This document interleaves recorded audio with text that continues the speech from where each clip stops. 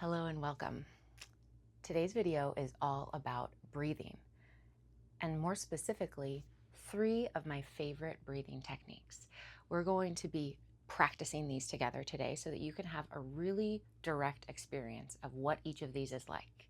And my aim is that by the end of this, you will have like a go-to breathing exercise that you know really works for you and that you can start to play with and integrate into your life so that it doesn't become this, oh, the ideal version of me does breath work and she's so great and she's so regulated and she's so like well adapted, but that this becomes part of who you are right here, right now, not some future version of you who has to do an hour long of breath work, but the you today who can dip her toes into breath work and really make this tool something that benefits you and that is accessible.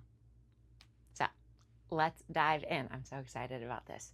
As with all of the videos on my channel, my aim is for you to come away from this whole experience with greater self-awareness, greater self-compassion, and practical tools that you can use. So this checks all those boxes, I think. Don't be alarmed that I have a cast. It's coming off any day now, but it is beautiful. So that's what's going on here. Fractured my wrist, but we're feeling good. We can use our hand right now. All right. So breath work. I'm sure if you're on this channel, you've probably heard about breath work, but just in case you haven't or you want to hear my spiel about it, one of my favorite things about breath is that it helps us to be in the moment. Our breath exists in the present moment. And there's so much benefit that comes from being present. It helps to quiet our mind from projecting out into the future or kind of ruminating on the past. It brings us into this moment, which is where there's so much peace, so much power, and so much magic, really. So the breath is great for presence. The breath is also really great because it's a bi-directional communication pathway. What I mean by that is that our breath, how we're breathing, tells us how we're feeling, tells us what's going on with our system. And because we can change how we're breathing, we can consciously take a deep breath, we can also influence how we're feeling. So it's bi-directional, right? Like we're unconsciously always going to be breathing until we're not. There's that. So we'll always be unconsciously breathing because we need to survive. So there's some level of that happening all the time, and that can be where we notice these fluctuations, right? If we get a little excited, maybe our breathing speeds up a little. If we're calming down and feeling relieved or relaxed, it starts to slow down. If we have like a wave of relief, right, we might yawn or sigh. And then we can also consciously energize ourselves with more intense inhalation and breath, or we can calm ourselves down by emphasizing the exhale. So I guess that's the third thing I want to say. So first was breath is great for presence. Second is breath is a bi-directional communication pathway where you get to know how you're doing and you get to influence how you're doing. And third is that it's really like if you just had one rule set to work with, inhale is energizing, exhale is calming. So if you need to upregulate, if you're feeling sleepy, if you're feeling like spacey, disoriented, sometimes emphasizing the inhale is what you need more than emphasizing the exhale. Now, if you're really activated, agitated, anxious, emphasizing the exhale is what you need, slowing down the exhale. So with that, let's dive in. The very first breath that I want to teach you all is very simple. And it's basically, it's a down regulating, it's a calming breath.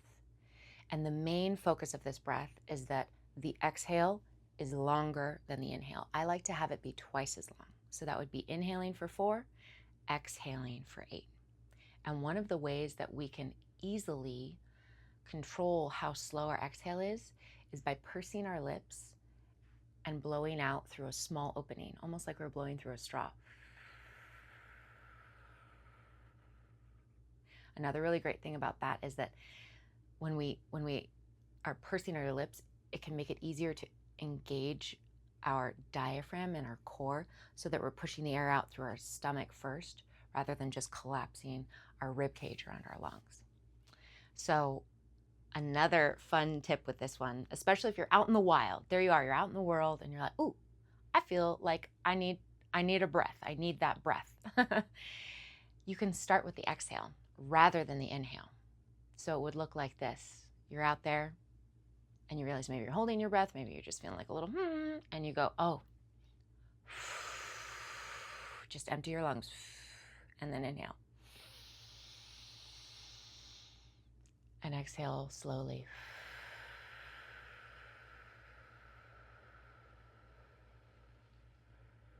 You'll notice I'm blinking to count. So inhaling for 4 through the nose is what I like to do.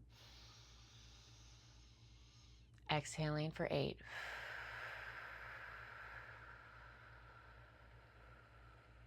Now you don't have to blink to count. I'm just doing that for myself. And all it takes is just a few of those. Now it feels easier for me to breathe. I feel a little calmer.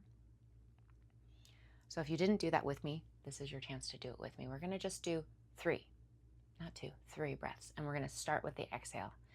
So just take a moment to empty your lungs, exhaling through the mouth. And inhaling through the nose. And exhaling through the mouth.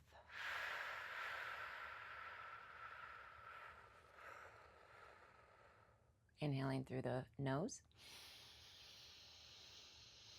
And exhaling through the mouth.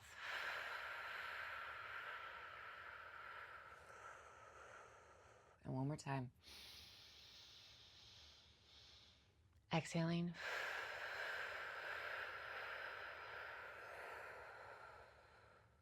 And just breathe naturally now. If you'd like, you can close your eyes and just take a moment to notice how you feel. If you feel at all lightheaded, that's totally normal. If you need to kind of ground yourself, touch the wall, touch the ground, feel your feet, feel your butt in the chair if you're seated.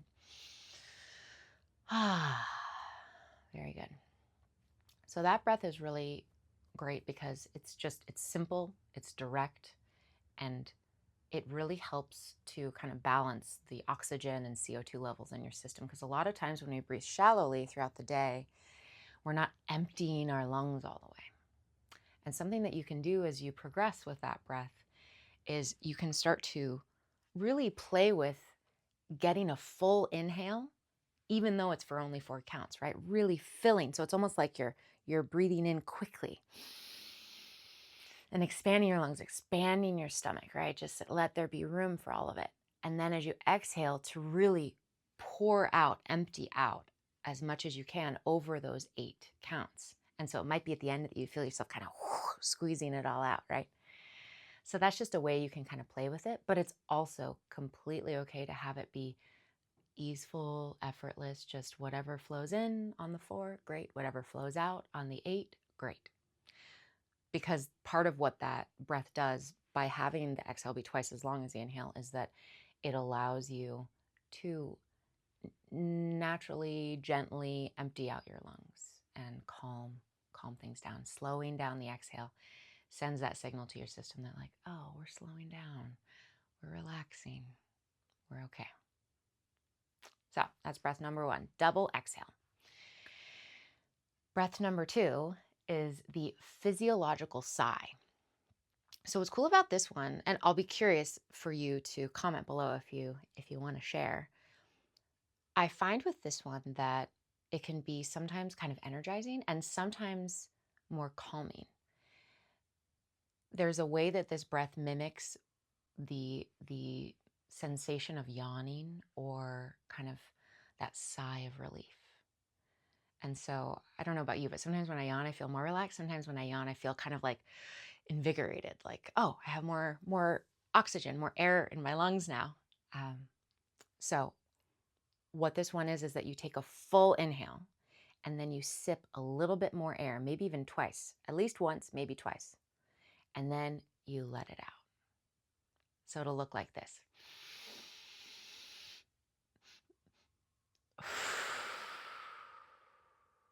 And I'll do it again. So there's that full inhale.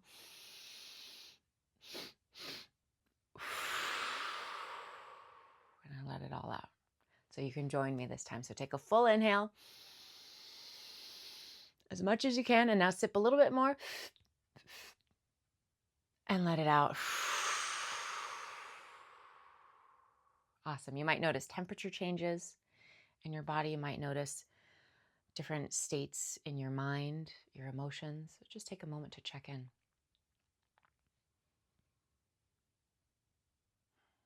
And we'll do it one more time. So breathing in all the way, as much as you can. And a little bit more. Maybe a little bit more. And let it all out. Awesome. Take a beat. Check in with yourself.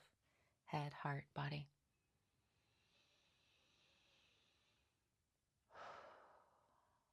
One of the things I love about any breath work, which to me, breath work just means consciously breathing in any way. So there's fancy flavors, there's recipes, there's so many different ways to do it, but breath work is ultimately just breathing with intention. And one of my favorite things about it is that even just one breath that is intentional can shift the quality of my breathing for the better for the next 5 minutes, 10 minutes, hour, because it's like, it's so much of what I love to talk about. And if you've been watching things on my channel for a while, thank you. I super duper love things that help us get more present with our bodies, that help us be in our bodies. Because for me, in my own journey of being alive and dealing with the challenges of being alive, being in my body, less in my head and more in my body, has been a place of so much power and so much peace.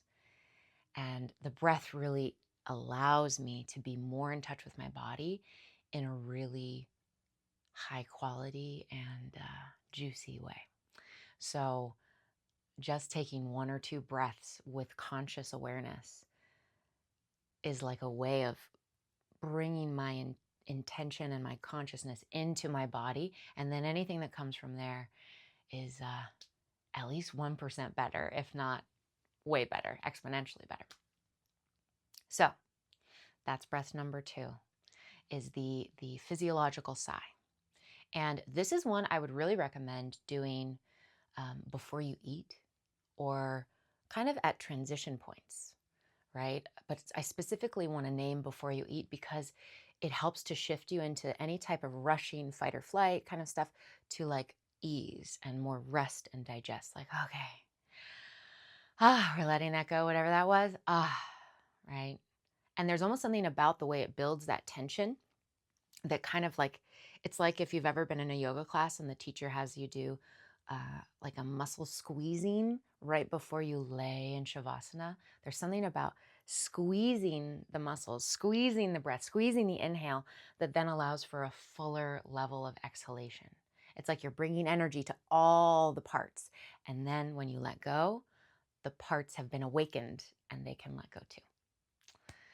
So it's really great before eating because it can help with your digestion. It's also really great if you're like, let's say you're mid-task, you're working on some type of writing project or studying, and maybe you feel like your breath has gotten really shallow and you're kind of oxygen deficient. This helps to really fill you up with oxygen and then kind of calm you down, right? Spread it out. So that's a great one to kind of reset yourself. But I'm curious what you noticed for yourself. Did it feel more energizing? Did it feel more relaxing? You can comment down below. Hey, the physiological sigh felt energizing or felt relaxing or felt like it opened up some whole other thing. I want to know. Let me know. All right. So for our third breath, I don't think I could do a favorite breathwork techniques without doing box breathing. And so this is something that you've probably heard of if you're familiar with breathwork at all. And it's where I'm gonna do a box here. So you breathe in for 4, you hold for 4, you breathe out for 4, and you hold out for 4. Part of what's really cool about this is that in our day-to-day life, we don't spend a lot of time on the hold in or the hold out. And if you have done any type of deeper meditation practice with pranayama, which is the yoga name for breathwork, the Sanskrit word for breathwork, there's something really cool that happens with our consciousness on the holds, on the hold out and on the hold in. It's kind of like we can go to other dimensions of time moves by differently. Our thoughts kind of hang out in different places. It's just a different state. And there's something valuable about allowing ourselves to go into different states of consciousness, because it helps the grip of our worries and our perception to loosen up. And it helps us to perceive life in different ways that might be truer, might be more helpful, might be more empowering. So that's kind of meta, but you guys can handle it. I know you can. All right, so I'll count on my fingers. Actually, no, I'll draw the box. I feel like that's more fun. It's more visual. So I will be drawing the box as we do this breath. Now, if your nose is congested at all, and I should have said this earlier, you're welcome to just breathe through your mouth. Also, pro tip, if your nose is congested, one of the things I found that helps is if you actually plug your nose and you breathe in and out through your mouth and even hold your breath for a little bit. And just kind of move your head around a little bit. I know I sound funny.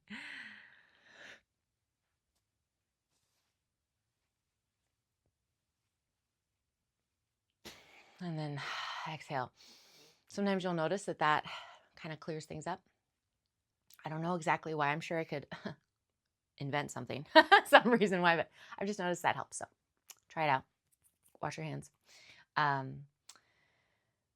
So I would recommend with the 4-4-4 that you are breathing through your nose the whole time. But if that's not possible for the in or the out, do what feels right.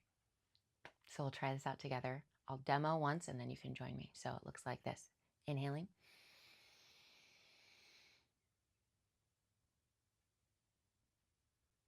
Exhaling.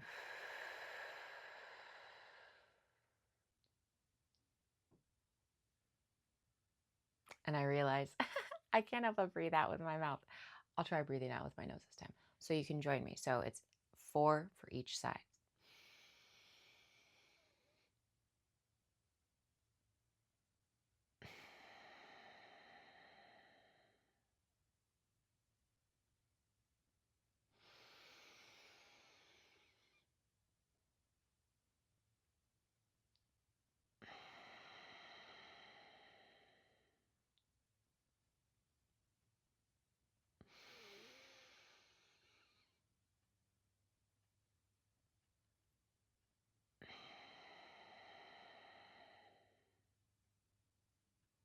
And you can inhale normally.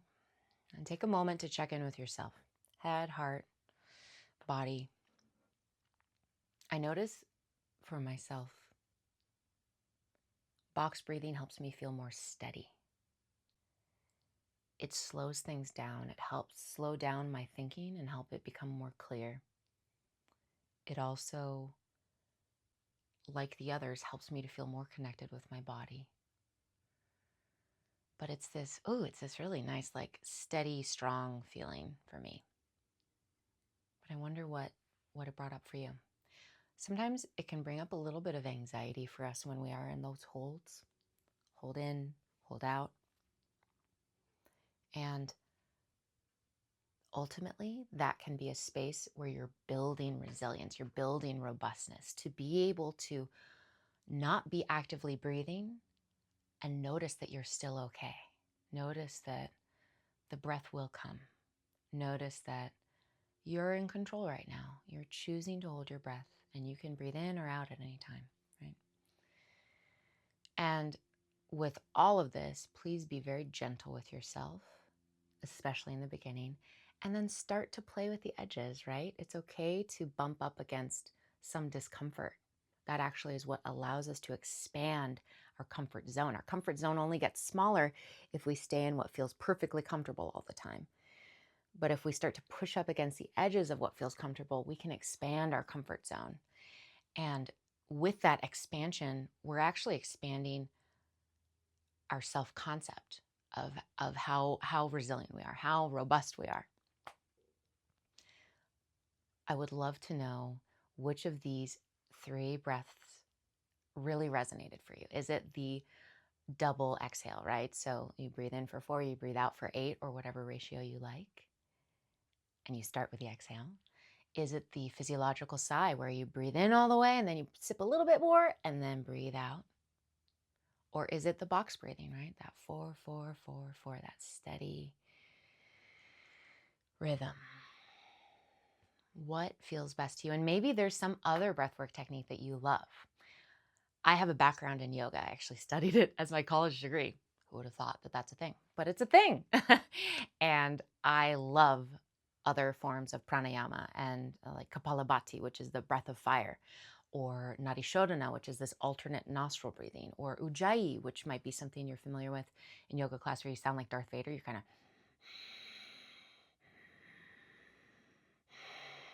it's fun to sound like Darth Vader.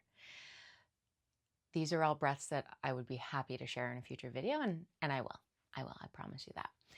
But for now, I wanted to start with these really basic ones that are easily accessible, that you can do. You're laying in bed, you're feeling your thoughts are spiraling. You're like, ooh, I could do the double exhale. And you just breathe out and breathe in and breathe out, breathe in and breathe out. And next thing you know, you're relaxed and you're falling asleep. Maybe. So these are just easily accessible ones that you can just do 1 or 2 breaths and you can reset yourself for the day. I hope that this was really valuable for you. And if you'd like a little challenge, I invite you to pick one of these 3, just the first one that pops into your head from what we did, 1, 2, or 3, and set a reminder on your phone to do it once a day, maybe twice. If you want to go for like all the points, you could do 5 times a day, right? Morning, evening, and then 3 times throughout the day, maybe before each meal. I don't know. And do that for a week. Set a reminder to do at least one of these breaths, right? One breath that's conscious per day, and just see what happens. See what happens. Another thing you can do if you don't want to set a reminder on your phone is you can anchor this habit to something else you already do every day. Maybe that's that you always brush your teeth, or you always make your bed, or you always eat a meal, right? So have it be something that you do right before a habit that is deeply cemented in your life. And just see what happens. And if you want, you can come back here and let me know how it went. I would love to hear. Breath is so powerful. It can help you feel more present, more embodied, and help you communicate with yourself and with what's really going on with your system. So I hope that you feel greater self-awareness and self-compassion, and that you enjoy this tool. More soon.